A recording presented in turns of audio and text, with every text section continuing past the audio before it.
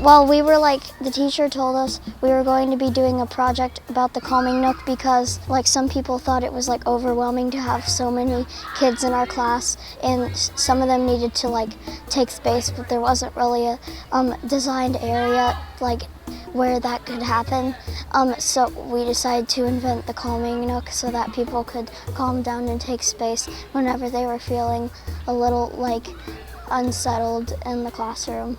So people made these out of pipe cleaners to be items in the Calming Nook that some people made, and they are used to you can hold them and play with them to help you calm down also.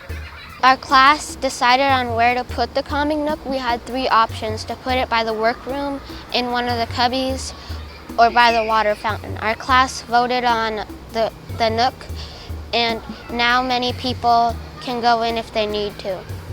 And we all signed an agreement that says we respect the Calming Corner. Several people in our class have already gone in the Calming Nook several times.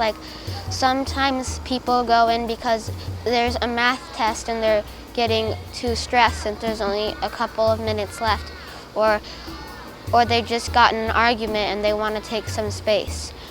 What I learned is basically how much water we use, and it just really surprised me that we use this much water.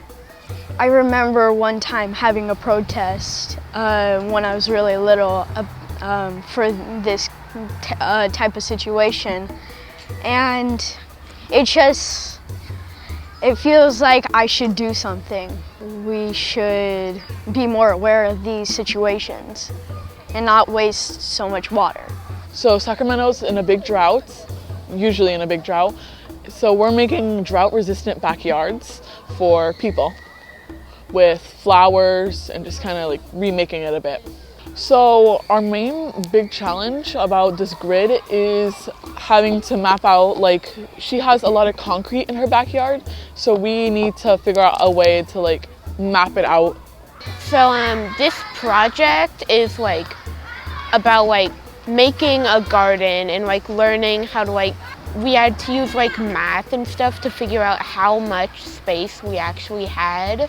This place is currently going through a drought, so we'd had to research what did plants look like, what do the drought-friendly plants look like, what are their names. I think this project is important because our teacher, like I said in the starting, Mr. McDaniel, showed us a picture of a turtle that was stuck in one of those things, I think they're to hold soda cans together. And it was just really sad.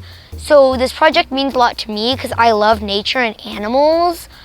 So I think it's a really important topic about how to save animals by picking up trash. Everybody needs to be aware of it because we know some people don't actually know that there's a trash problem at our school.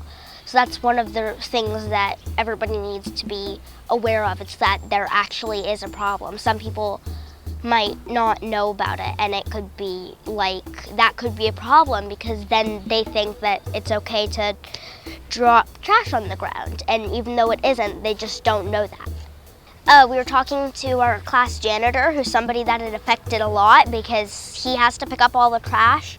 He said that he thinks the most important thing is education.